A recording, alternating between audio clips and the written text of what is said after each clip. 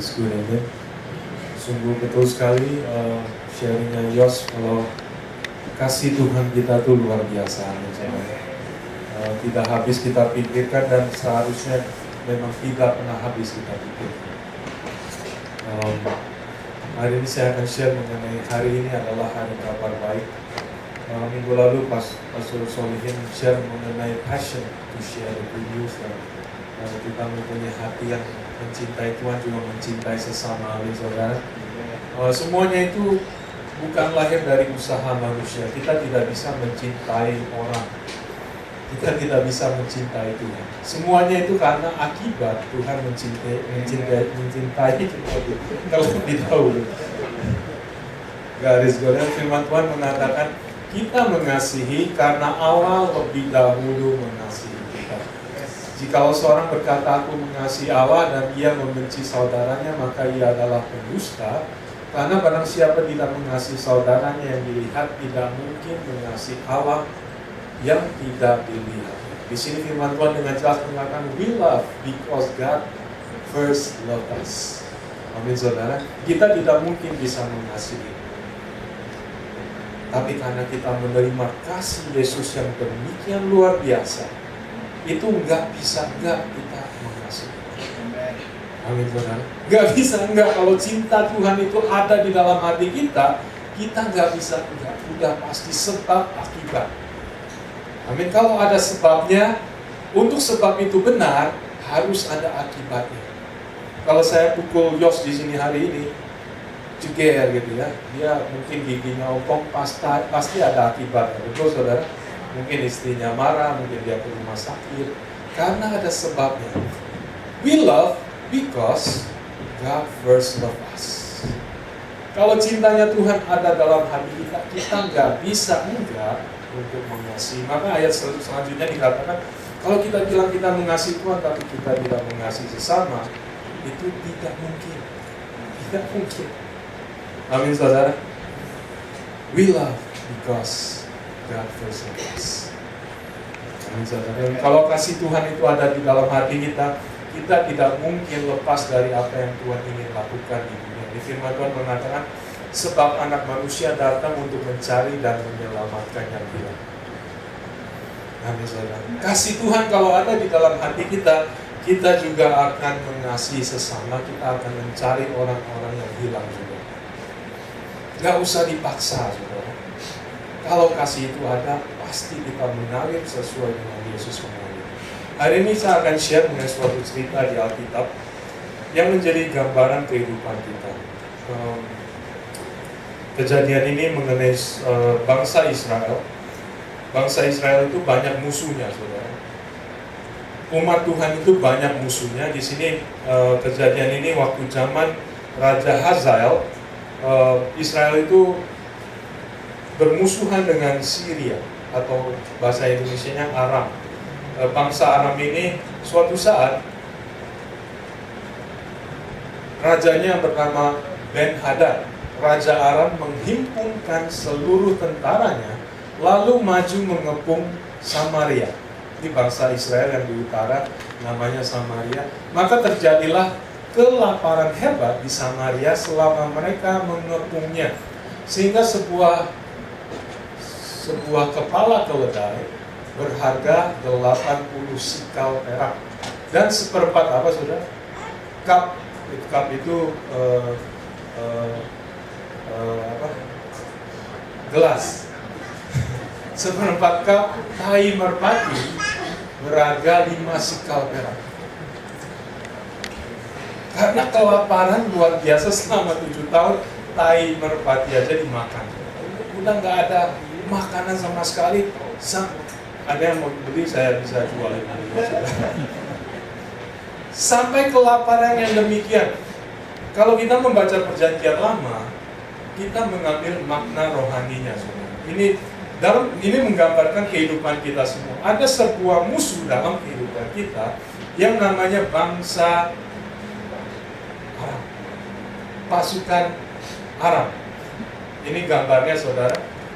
Pasukan Aram ini berparkir di depan kota Samaria, sehingga terjadi kelaparan. Kelaparan yang luar biasa sehingga satu kepala harga 80 shekal. Tai burung pun dimakan, dijual dengan harga itu. Saudara, ini menggambarkan bahwa dalam kehidupan kita ada musuh dalam kehidupan kita. Dunia itu menekan orang-orang Kristen, anak-anak Tuhan, sehingga terjadi suatu kelaparan. Setiap manusia bahkan di dunia ini mempunyai suatu kelaparan akan kebenaran, kerohanian di dalam kehidupan mereka. Amin, saudara. Saya baru membaca, karena dapat handphone baru, lebih besar, jadi suka lebih membaca artikel, saudara. Baru tahu kalau di Indonesia itu yang namanya pejabat yang bekerja. Setelah ada pejabat yang bisa bekerja, baru kelihatan brengsek pejabat-pejabat yang dulu. Itu, saudara. Saya memang ikutin Indonesia di sini. Saya memang masih Indonesia di sini. udah American semua. Baru kelihatan, saudara, brengseknya pejabat-pejabat, komennya pejabat-pejabat itu brengsek sekali. Setelah melihat pejabat yang betul-betul bekerja. Amin, saudara. Saya membaca di news itu,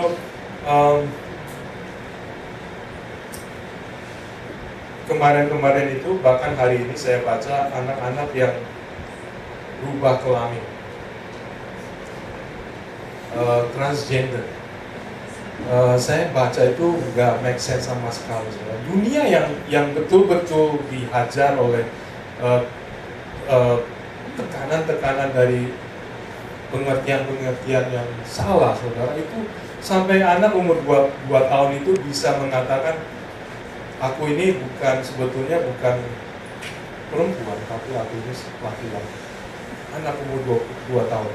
Lalu orang tuanya merubah gendernya dia, memberikan hormon terapi, sehingga akhirnya dia berubah gendernya. Itu ada contoh 10 anak, anak yang umur 4 tahun juga demikian. Dunia itu begitu berubah, sehingga orang tidak tahu lagi mana yang benar, mana yang benar.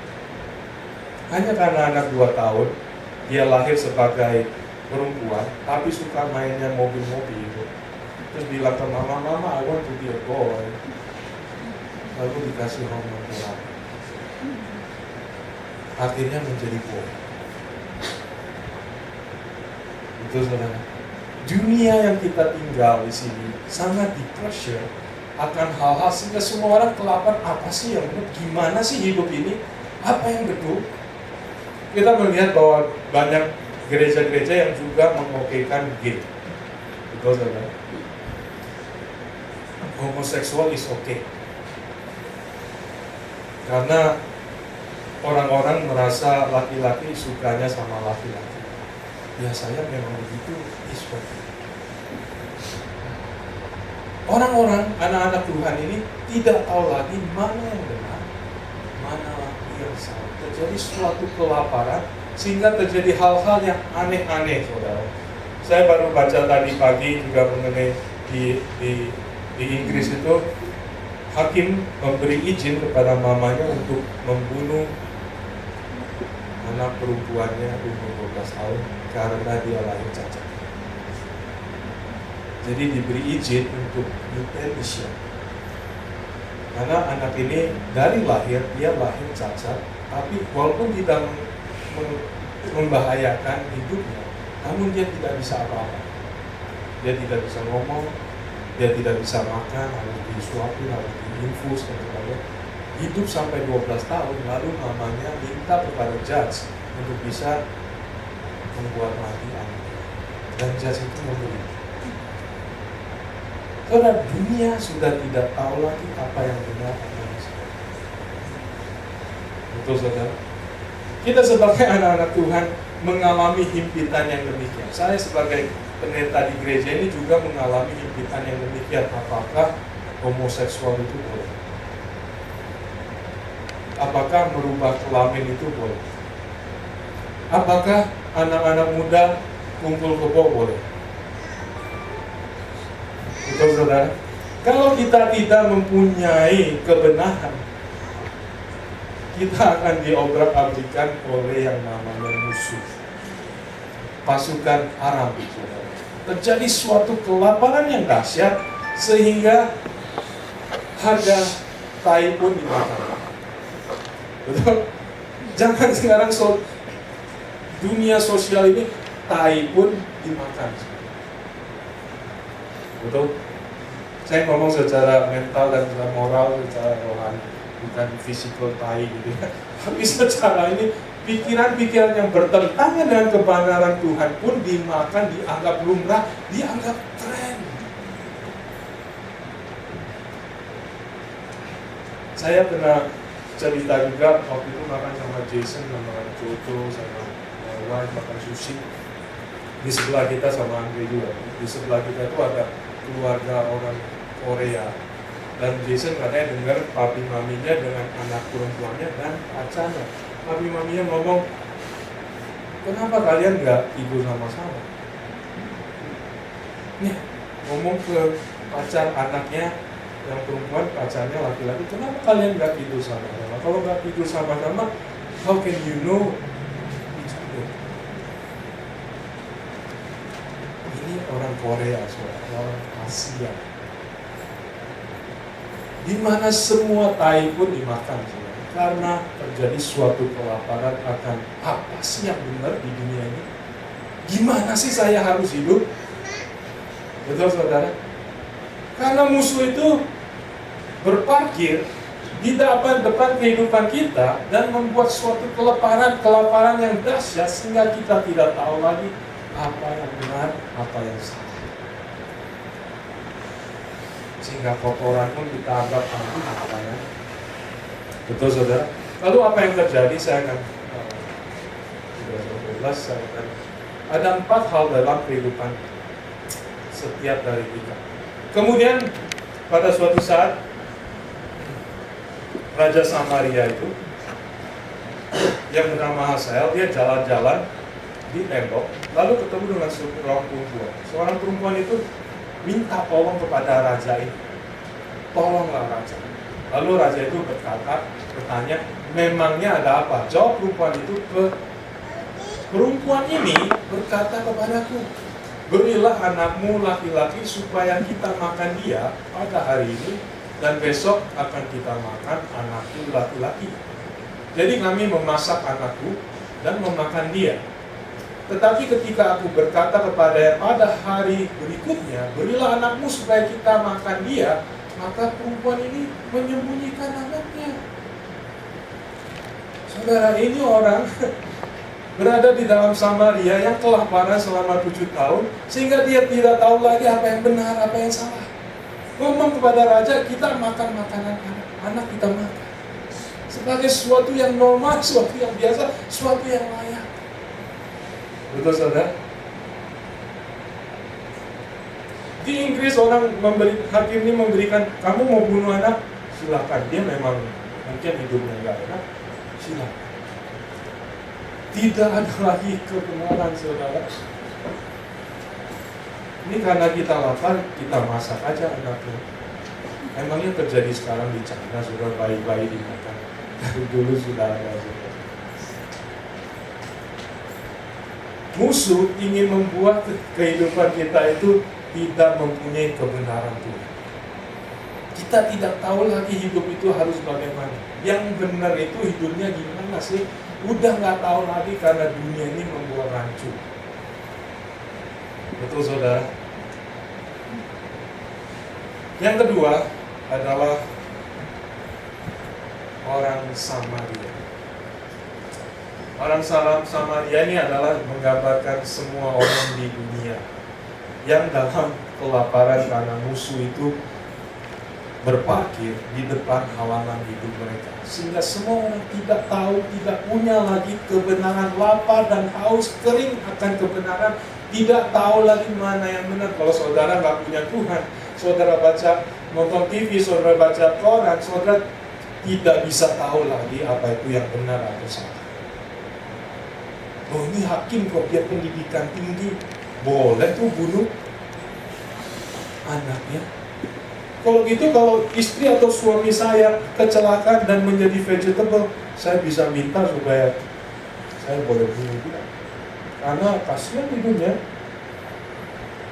terlentang di tempat tidur bertahun-tahun, saya minta hakim untuk boleh saya bunuh dia. Betul saudara? Tidak tahu lagi apa yang benar, apa yang salah. Amin saudara.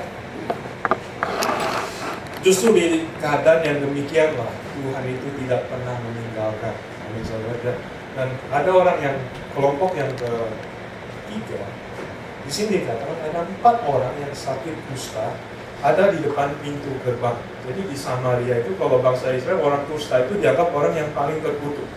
Dan mereka nggak boleh tinggal di dalam kumpulan negara itu supaya tidak tertular. Dianggap orang-orang yang dikutuk oleh Tuhan. Ada 4 orang sakit kusta ada di depan pintu gerbang. Berkatalah yang seorang kepada yang lain, mengapakah kita duduk-duduk di sini sampai mati? Jika kita berkata, baiklah kita masuk ke kota, padahal dalam kota ada kelaparan, kita akan mati di sana. Dan jika kita tinggal di sini, kita akan mati juga. Jadi sekarang marilah kita menyeberang ke perkemahan tentara Aram. Jika mereka membiarkan kita hidup, kita akan hidup. Dan jika mereka mematikan kita, kita akan mati. Ini adalah kelompok orang-orang yang berbuat. Tapi justru di sinilah Yesus datang itu untuk menyelamatkan orang-orang yang terburuk. Orang-orang yang terburuk. Amin saudara. Firman Tuhan mengatakan di sini gambarnya 4 orang kusta ini saudara. Mereka tidak tinggal di dalam kota Samaria, tapi mereka di luar. 4 orang kusta. Dan ini adalah gambaran saudara dan saya. Saudara dan saya adalah orang-orang yang berdosa. Tapi justru Yesus datang untuk mencari saudara dan saya. Amin saudara. Pada suatu saat cerita mengenai Sakeus mirip ceritanya. Dia adalah seorang yang dibuang oleh bangsa Israel. Dia tax collector. Dia dibenci oleh orang Israel. Dia bukan cuma dibenci, dia orangnya pendek, mungkinan jelek juga. Jadi kalau saudara sedikit-sedikit pendek dan orang bilang saudara jelek, jangan putus asa. Amin. Jangan lihat kiri kanan, nanti ada yang berasa. God is good, amen. Justru Sakeus itu dipilih Tuhan Yesus. Waktu Tuhan Yesus lewat, dia lihat Sakeus di atas pohon. Dia bilang, Sakeus, hari ini aku akan tinggal di rumah kamu. Amin saudara. Justru kepada orang-orang yang dibuang, yang dicela, yang dikucilkan, Tuhan Yesus itu datang pertama kali. Amin saudara. Lalu terjadi perubahan dalam diri Sakeus. Lalu Yesus itu mengatakan demikian. Kata Yesus kepada Sakeus, hari ini telah terjadi keselamatan kepada rumah ini. Karena orang ini pun anak Abraham. Sebab anak manusia datang untuk mencari dan menyelamatkan dari Amin saudara. Ini saudara dan saya adalah Sakeus. Saudara dan saya adalah orang kusta yang dikucilkan. Amin. God is good, amen. Siapa yang sudah lapar? Lalu apa yang terjadi saudara? Yang keempat ini adalah yang tadi Yos katakan. Anugerah itu datang justru kepada kita. Amin saudara. Firman Tuhan di sini dikatakan sebab Tuhan telah membuat tentara Aram itu mendengar bunyi kereta, bunyi kuda, bunyi tentara yang besar, sehingga berkatalah mereka seorang kepada yang lain, sesungguhnya Raja Israel telah mengubah raja-raja orang Het dan raja-raja orang Misra melawan kita supaya mereka menyerang kita. Karena itu bangkitlah mereka melarikan diri pada waktu senja dengan meninggalkan kemah dan kuda dan keledai mereka serta tempat perkemahan itu dengan begitu saja. Mereka melarikan diri dan menyelamatkan nyawanya. Saudara ini bicara mengenai kubu musuh yang menganiaya saudara dan saya. Menganiaya semua umat manusia di dunia. yang membuat kelaparan kebenaran sehingga orang tidak tahu lagi apa yang benar. Ini Tuhan datang dan Tuhan membuat sesuatu yang dahsyat sehingga mereka lari kabur terbirit-birit meninggalkan harta mereka. Amin saudara. Yang keempat adalah Yesus datang. Dia membuat sesuatu yang tidak mungkin. Amin. Banyak dari kita tahu bahwa kita itu sebetulnya orang yang berdosa. Semua tuduhan musuh itu layak dan pantas. Kita ini pantas dihukum. Tidak mungkin bisa lewat dari hukum. Tapi justru Yesus datang itu membuat sesuatu yang tidak mungkin menjadi mungkin. Firman Tuhan mengatakan dengan menghapuskan surat hutang yang oleh ketentuan-ketentuan hukum mendakwa dan mengancam kita, dan itu diadakannya dengan melakukan pada kayu salib. Ia telah melucuti pemerintah-pemerintah dan penguasa-penguasa dan menjadikan mereka tontonan umum dalam kemenangannya atas. Amin saudara. Kubu musuh sudah dikalahkan oleh anugerah dan kebaikan Yesus. Singkat cerita saudara, karena waktu juga, apa yang terjadi dengan orang kusta ini? Mereka pergi saudara, mereka pergi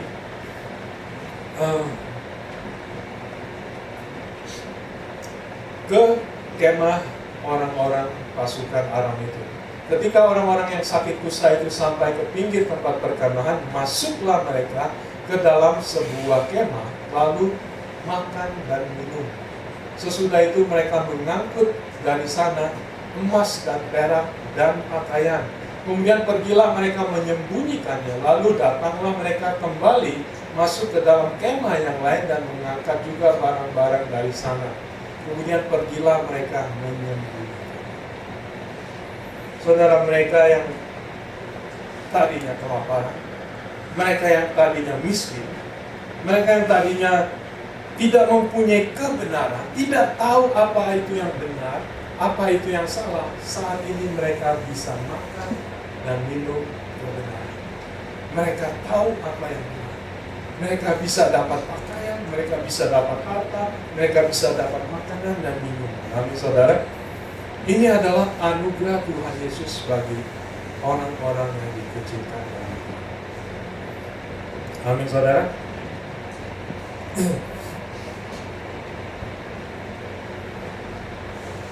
Ini poin khotbah ini akhirnya sampai juga.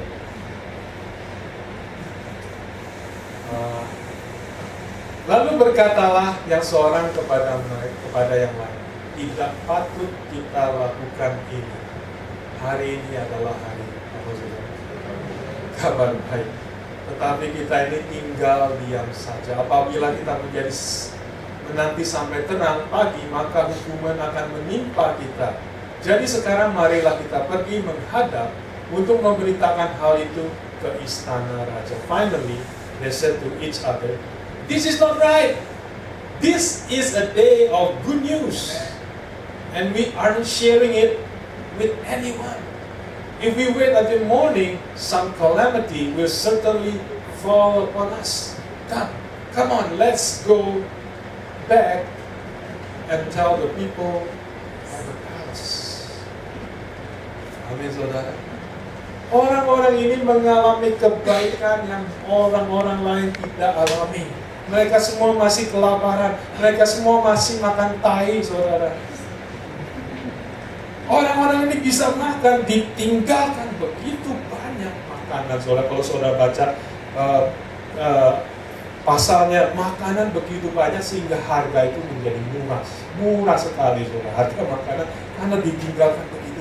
Mereka makan, mereka minum, mereka masuk ke tenda ini, ada chashupa, ada mereka yamcha di sana. Lalu mereka keluar masuk ke tenda lain, wah ini buffet, korba, waduh enak sekali mereka makan kebenaran Tuhan, mereka dibebaskan. Amin saudara.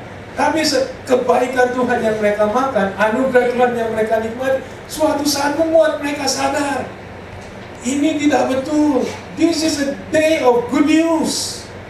Kenapa kita menikmati hanya untuk diri sendiri? How about those people? Amin, saudara. Dan mereka berkata, let us go back and tell those people that there is a liberty here. Tuhan Yesus sudah memberikan anugerah, kubu musuh sudah dihancurkan, kita bisa makan dan minum, kita bisa tahu kebenaran, kita bisa hidup dalam kebebasannya Tuhan. Amin, saudara. Lalu apa yang terjadi? Mereka kembali. Dan singkat cerita, saudara, orang-orang itu pun datang. Tadinya mereka nggak percaya, saudara. Lalu mereka datang, mereka juga makan dan minum dan berpesta. Amin, saudara. We love because God first loved us. Yesus mempunyai misi yang tetap sama. I come to seek and save the lost. I love you because I want you to go and also seek the lost. Tell the good news. This is the day of good news. Jangan dimakan sendiri. Gak bisa dimakan sendiri. Kalau saudara betul-betul menerima kasih Tuhan, gak bisa ditimpan di sini sendiri. Yang namanya kasih Tuhan akan mencari dan menyelamatkan orang-orang yang terhilang. Amin, saudara. Kita akan ada Natal, perayaan Natal tanggal 21 Desember. Banyak orang itu yang belum kenal Tuhan mau datang ke gereja kalau hari Natal.